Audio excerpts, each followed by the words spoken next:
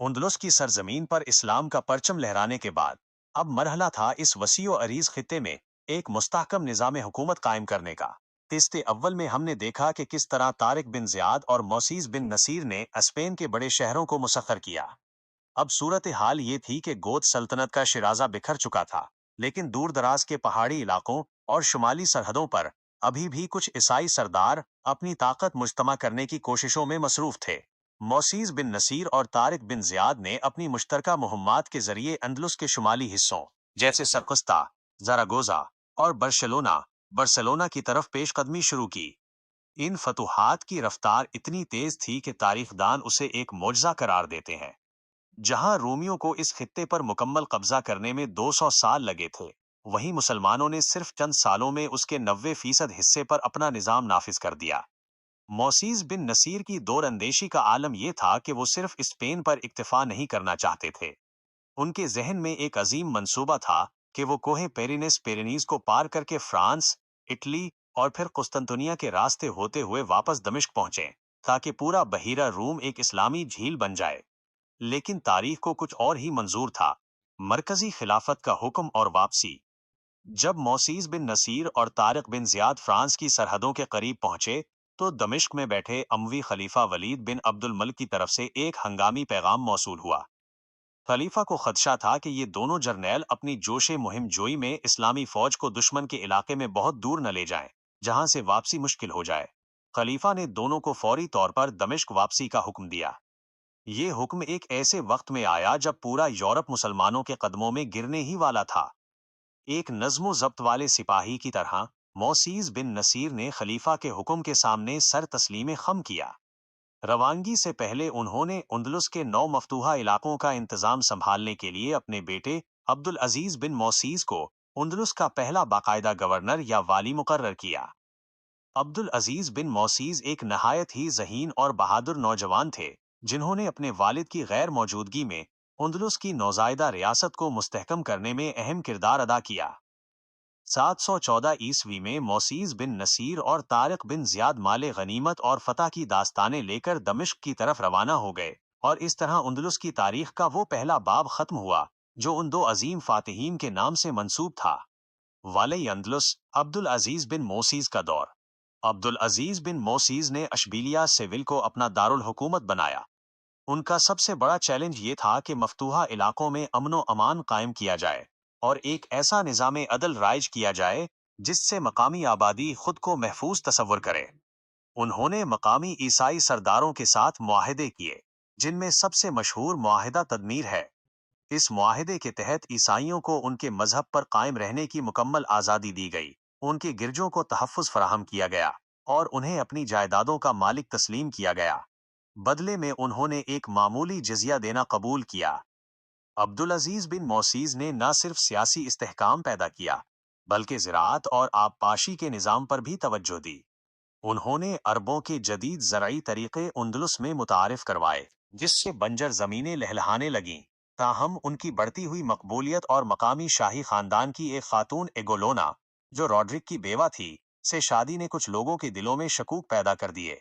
दमिश्क में नए खलीफा सुलेमान बिन अब्दुल मलिक के तख्तनशीन होने के बाद हालात बदल गए और अब्दुल अजीज बिन मोसीज को एक साजिश के तहत शहीद कर दिया गया। उनकी शहादत के बाद उंदलुस एक ऐसे दौर में दाखिल हुआ जिसे ओहदे वलात गवर्नरों का दौर कहा जाता है। उन्हें देवलात और अंदरूनी चैलेंजेस। अब्दुल अजीज की शहादत के बाद अगले 40 सालों तक उंदलुस पर दमिश्क और शुमाली अफ्रीका से मुकर्रर करदा मुख्तलिफ गवर्नरों ने हुकूमत की। इस दौर में उंदलुस की सरहदें मजीद फैलें और मुसलमानों ने फ्रांस के जुनूबी इलाकों पर भी कब्जा कर लिया। लेकिन इसके साथ ही कुछ अंदरूनी मसाइल भी सर उठाने लगे। इस्लामी लश्कर में अरबों और बर्बरों के दरमियान नस्ली इख्तलाफात पैदा होने लगे, जिनकी जड़ें कबायली असबियत में थीं। अरब खुद को आलैस समझते थे, जबकि बर्बर, जिन्होंने उंदलुस की फतह में हरावल दस्ते का काम किया था, महसूस करते थे कि उन्हें वो मकाम और हिस्सा नहीं दिया जा रहा जिसके वो हकदार हैं। इन इख्तिलाफात के बावजूद जिहाद का जज्बा अभी सर्द नहीं हुआ था। इस दौर के गवर्नरों में समा बिन मालिक अल खुलानी और अंबसा बिन सहीम अल कल्बी जैसे नामवर मुजाहिदीन शामिल थे, जिन्होंने अपनी जिंदगियों का बेशतर हिस्सा मैदान जंग में गुजारा। उन्होंने फ्रांस के अंदर तक हमले किए और लेवन, लायन और सेंस सेंस जैसे शहरों तक पहुंच गए। ये वो वक्त था जब यूरोप के बादशाह मुसलमानों के नाम से लरजते थे और ईसाई दुनिया अपनी बका की जंग लड़ रही थी। फ्रांस की तरफ पेशकदमी और कोहे पेरिनियस की रुकावट। मुसलमानों के लिए कोहे पेरिनेस को पार करना एक बहुत बड़ा जुग्राफियाई और तस्वीराती चैलेंज था। ये पहाड़ी सिलसिला अंदलुस और बाकी यूरोप के दरमियान एक दीवार की तरह खड़ा था, लेकिन इस्लामी जज्बे के सामने ये पहाड़ भी रेत की दीवार साबित हुए। गवर्नर समाह बिन मालिक अल खुलानी ने 721 ईस्वी में एक बड़ा लश्कर तैयार किया और फ्रांस के जनूबी सूबे एक्वीटेन पर हमला किया। तुलोस के मकाम पर एक घुमसान की जंग हुई, जिसमें समाह बिन मालिक ने जामे शहादत नोश किया। अगरचे मुसलमानों को इस मार्के में पसपाई हुई, लेकिन उसने ईसाइयों पर यह वाज़ेह कर दिया कि उंदलुस के फाते अब रुकने वाले नहीं हैं। इसके बाद आने वाले गवर्नरों ने अपनी तमाम तर तवानाइयां फ्रांस की फतूहात पर मरकूज कर दीं। इन मुहिम्मात का मकसद सिर्फ जमीन छीनना नहीं था, बल्कि यूरोप के इस तारीख हिस्से तक इस्लाम का पैगाम पहुंचाना था, जो अभी तक इंसानी हुकूक और तहजीब से नाशना था। यही वो मुहिम्मात थीं जो बिलआखिर तारीख के सबसे बड़े और फैसला कुन मार्कों में से एक, बिलातुश शुहदा की बुनियाद बने। अब्दुर्रहमान अल गाफिकी की आमद और इस्लाहात। ओहदे विलात के सबसे ताबनाक और मुखलिस गवर्नरों में एक नाम अब्दुर्रहमान अल गाफिकी का आता है। वो महज एक फौजी सिपा सालार नहीं थे, बल्कि एक निहायत ही पारसा, आदिल और मुंतजिम इंसान थे। जब उन्हें उंदलुस का गवर्नर मुकर्रर किया गया, तो मुल्क के हालात काफी नागुफ्ता बह थे। अरबों और बर्बरों के दरमियान नस्ली फसादात ने सल्तनत की बुनियादों को खोखला करना शुरू कर दिया था, और नज्म ज़ब्त नाम की कोई चीज बाकी नहीं रही थी। अब्दुर्रहमान अल गाफिकी ने सबसे पहले दाखिली महाज पर तवज्जो दी। उन्होंने कबायली असबियतों को खत्म किया और तमाम मुसलमानों को एक लड़ी में परो दिया। उन्होंने मुल्क के कोने कोने का दौरा किया, मजलूमों की दाद रस्सी की, नाजायज टैक्स खत्म किए और मसाजिदों पलों की तामीर पर तवज्जो दी। उनके अदलो इंसाफ का चर्चा इतना हुआ कि मकामी गैर मुस्लिम आबादी भी उन्हें अपना मसीहा मानने लगी। जब मुल्क अंदरूनी तौर पर मुस्तहकम हो गया, तो उन्होंने उस मिशन को मुकम्मल करने का इरादा किया जो अधूरा रह गया था, यानी यूरोप के कल्ब तक इस्लाम की रोशनी पहुंचाना। उन्होंने एक ऐसा लश्कर तैयार किया जो तादाद और जज्बे के लिहाज से उंदलुस की तारीख का सबसे बड़ा लश्कर माना जाता है। फ्रांस पर अजीम हमला और फतूहात। सन 732 ईस्वी में अब्दुर्रहमान उल गाफिकी 1 लाख के करीब मुजाहिदीन के साथ कोहे पेरिनेस को पार करके फ्रांस में दाखिल हुए। उनकी पेशकदमी इतनी बर्क रफ्तार थी कि रास्ते में आने वाले तमाम किले और शहर एक के बाद एक फतह होते गए। उन्होंने आल्स के मकाम पर फ्रांसीसी फौज को इबरतनाक शिकस्त दी और फिर बोल्डो के शहर पर कब्जा कर लिया। फ्रांस का ताकतवर सरदार ड्यूक यूडो मुसलमानों के सामने टिक न सका और भागकर अपने हरीफ चार्ल्स मार्टल से मदद मांगने पर मजबूर हो गया। मुसलमानों का ये लश्कर अब फ्रांस के वस्त तक पहुंच चुका था। उन्होंने शहर पोएटियर्स को फतह किया और अब उनकी नजरें टोर्स के शहर पर थीं, जो पेरिस से चंद मील के फासले पर था। ये वो वक्त था जब पूरा यूरोप लर्ज रहा था। ईसाई मौर्रिखीन लिखते हैं कि अगर उस वक्त मुसलमानों को न रोका जाता, तो आज पूरे यूरोप में गिरजों के बजाय मसाजिद होती और वहां की जबानें अरबी होती। चार्ल्स मार्टल ने तमाम यूरोपीय रियासतों से मदद की अपील की और एक बहुत बड़ा ईसाई लश्कर लेकर मुसलमानों के मुकाबले के लिए रवाना हुआ। मैदान बलात शुहदा, फैसला कुन मार्का। अक्टूबर 732 में टोर्स और पोएतीर के दरमियान एक वसी मैदान में दोनों फौजें आमने सामने हुईं। तारीख इस जंग को बलातुश शुहदा के नाम से याद करती है। बलात अरबी में हमवार रास्ते या फर्श को कहते हैं। चूंकि ये जंग एक रूमी शाहराह के करीब लड़ी गई थी, इसलिए उसे ये नाम दिया गया। 7 से 10 दिन तक दोनों लश्कर एक दूसरे के सामने डटे रहे और छोटी छोटी झड़पें होती रहें। अब्दुर्रहमान अल गाफिकी अपनी फौज की सफ़ों को दुरुस्त रखने और मुजाहिदीन का हौसला बढ़ाने में मसरूफ थे। जंग का बाकायदा आगाज हुआ तो मुसलमानों के घड़सवार दस्तों ने ईसाई फौज की सफ़ों को दिरहम बरहम कर दिया। चार्ल्स मार्टल की फौज एक ठोस दीवार की तरह खड़ी थी, लेकिन मुजाहिदीन के हमले इतने शदीद थे कि ईसाई लश्कर पसपा होने लगा। फतह मुसलमानों के करीब थी कि अचानक एक अफवाह फैल गई कि दुश्मन ने पीछे से हमला करके मुसलमानों के माले गनीमत के खैमों पर कब्जा कर लिया है। माले गनीमत की मोहब्बत ने कुछ दस्तों को अपनी जगह छोड़ने पर मजबूर कर दिया, ताकि वो अपने असासों की हिफाजत कर सकें। اس سے مسلمانوں کی صفوں میں انتشار پیدا ہو گیا۔ سپہ سالار کی شہادت اور پسپائی۔ عبد الرحمن الغافقی نے جب یہ صورتحال دیکھی تو وہ خود صفوں کو درست کرنے کے لیے آگے بڑھے۔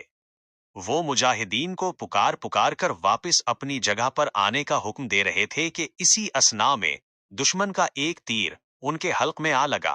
وہ اپنے گھوڑے سے گرے اور جام شہادت نوش کر گئے۔ سپہ سالار کی شہادت کی خبر نے مسلمانوں کے حوصلے پست کر دیے اور لشکر میں بے ترتیبی پھیل گئی۔ رات کی تاریکی کا فائدہ اٹھاتے ہوئے اسلامی لشکر وہاں سے خاموشی سے پیچھے ہٹ گیا اور اندلس کی طرف واپسی کا راستہ اختیار کیا۔ ولات الشہداء کی یہ شکست تاریخ کا ایک بہت بڑا موڑ ثابت ہوئی۔ اس مارکے نے یورپ میں مسلمانوں کی پیش قدمی کو ہمیشہ کے لیے روک دیا۔ اگرچہ اس کے بعد بھی مسلمانوں نے فرانس پر حملے کیے، لیکن وہ جوش و خروش اور طاقت دوبارہ مجتمع نہ ہو سکی۔ مفکرین کا خیال ہے کہ اگر اس دن مسلمانوں میں مال غنیمت کی وجہ سے انتشار نہ پھیلتا تو دنیا کی تاریخ کچھ اور ہوتی۔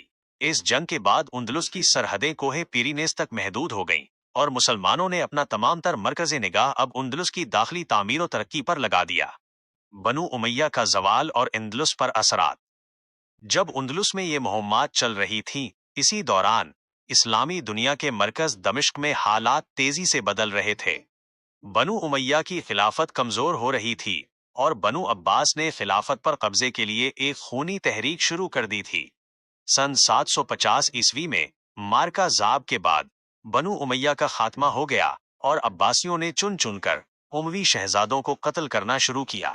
مرکز میں ہونے والی اس تبدیلی نے اندلس کو بھی شدید متاثر کیا۔ اندلس اب ایک طرح سے یتیم ہو گیا تھا کیونکہ دمشق سے آنے والی سرپرستی ختم ہو چکی تھی۔ یہاں کے گورنر اب خود مختار ہونے کی کوشش کر رہے تھے اور قبائلی عصبیتیں دوبارہ سر اٹھانے لگی تھیں۔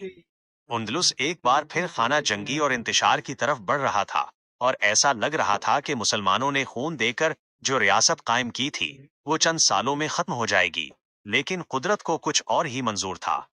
دمشق کے شاہی محلوں سے ایک نوجوان شہزادہ اپنی جان بچا کر نکل چکا تھا، جس کی منزل اندلس کی سرزمین تھی اور جس نے اس ڈوبتی ہوئی کشتی کو پار لگانا تھا۔ صحراؤں کا مسافر اور امید کی کرن۔ تاریخ اندلس کا سب سے حیرت انگیز باب اس وقت شروع ہوتا ہے جب دمشق میں بنو امیہ کی خلافت کا سورج غروب ہو رہا تھا۔